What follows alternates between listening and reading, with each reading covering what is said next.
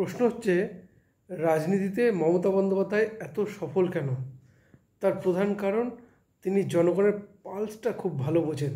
তখন আমরা যদি দেখি তার দীর্ঘদিনের রাজনৈতিক জীবনে যেসব স্ট্র্যাটেজিগুলো নিয়েছেন তার সঙ্গে কিন্তু কোথাও যেন কানেক্টেড ছিল জনগণের পালস, আর যার ফলে কিন্তু একসময় বিরোধী নেত্রী হিসেবে বিরোধী নেত্রী থাকলেও তার কিন্তু জনপ্রিয়তার কোনো অভাব ছিল না। তিনি যথেষ্ট জনপ্রিয় ছিলেন এবং তারপর মুখ্যমন্ত্রী হওয়ার পরে তো অবশ্যই যেই ইস্যুতে তার যে জনমুখী প্রকল্পগুলো দেখি এখানে কিন্তু জনগণের পালস কিন্তু একটা ফ্যাক্টর কাজ করে, কারণ যেগুলোতে জনগণকে আকর্ষিত করতে পারবেন, ধরে রাখতে পারবেন, সেই সব প্রকল্পের ওপরেই কিন্তু উনি বেশি জোর দিয়েছেন।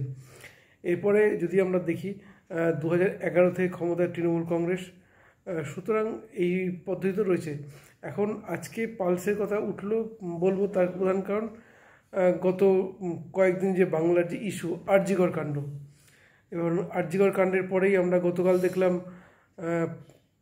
নবান্ন অভিযানের পরেই বিজেপির লালবাজার অভিযান, এবং শেষে দেখা যায় আজকে অর্থাৎ বাংলা বন্ধ।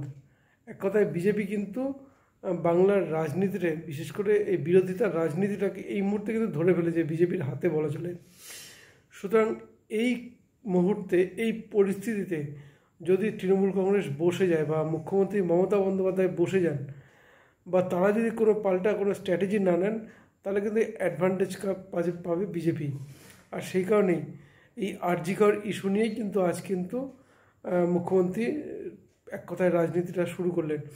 তার কারণ আমরা দেখেছি এই যে আর.জি. কর কাণ্ড, যেখানে একদিকে যেমন সন্দীপ ঘোষ তাকে বারবার বিভিন্ন পোস্টে প্রমোট করা হচ্ছিল, বা যেটা বলা হচ্ছিল প্রাইজ পোস্টিং দেওয়া হচ্ছিল, ফলে একদিকে যেমন সেটা যেমন চলছে, পাশাপাশি তৃণমূল সুপ্রিমো মমতা বন্দ্যোপাধ্যায় কিন্তু বিশেষ করে দোষীদের শাস্তির দাবিতে কিন্তু আন্দোলন করেছেন, পদযাত্রা করেছেন। ফলে দুটো জিনিস কিন্তু চালিয়েছেন, তার কারণ তিনি জনগণের পালসটা বোঝেন। আর গতকাল যেখানে বিজেপির এক কথায় বিজেপির সমর্থনে পশ্চিমবঙ্গ ছাত্র ফেডারেশন যারা নবান্ন অভিযান করেছিল, বিজেপির সমর্থন তো ছিলই, পেছন দিকে ছিলই, এ বিষয়ে কোনো সন্দেহ নেই। আর সেই কারণেই আজ মুখ্যমন্ত্রী নামলেন, এবং নেমে কিন্তু কোথাও যেন এই যে আর.জি. কর, যে যদি বলি আর.জি. কর ধর্ষণ এবং খুনের মামলা, কোথাও যেন বিজেপির হাতে পুরোপুরি গ্রিপটা না চলে যায়। আর সেই কারণে কিন্তু আজ তিনি কিন্তু রাজনীতি শুরু করলেন, যেখানে তৃণমূল ছাত্র পরিষদ প্রতিষ্ঠা দিবস, সেই মঞ্চে দাঁড়িয়েই কিন্তু তিনি কিন্তু হুঙ্কার ছাড়লেন।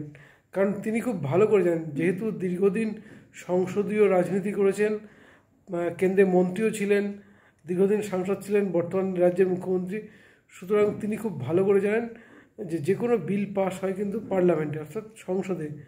সুতরাং তিনি একজন বিধায়ক বা রাজ্যের মুখ্যমন্ত্রী হয়ে তিনি বিল পাসের কথা বলছেন, তার কারণ হচ্ছে এই যে বললাম জনগণের পালস।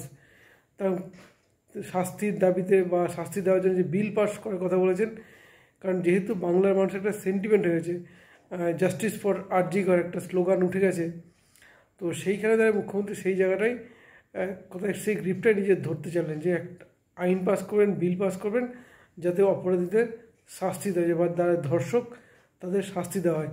কারণ তিনিও খুব ভালো করে জানেন যে বিল পাস হয় সংসদে। সুতরাং ওই যে বললাম জনগণের পালস।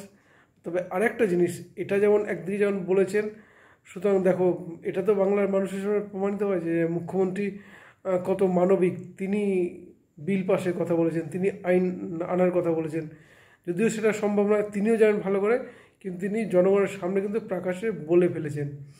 দ্বিতীয় কথা যেটা আসবে, যে আজকে কিন্তু মুখ্যমন্ত্রী যে ছাত্র পরিষদের প্রতিষ্ঠা দিবসে এক কথায় জুনিয়র ডাক্তার যারা আন্দোলন করছেন তাই কিন্তু এক কথা হুঁশিয়ারি দিয়েছেন।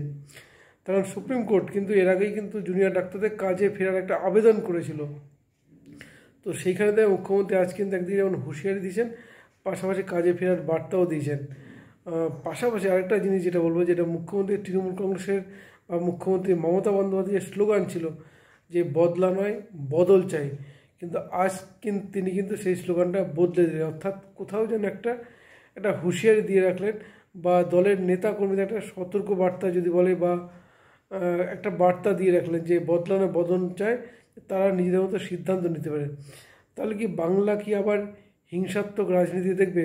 কারণ এই যে খেলা হবে পরে তো 2021 নির্বাচনের পরে আমরা তো ভোট পরবর্তী হিংসা দেখেছি। বহু বিজেপি কর্মীদের বাড়িঘর ভাঙচুর করা হয়েছে।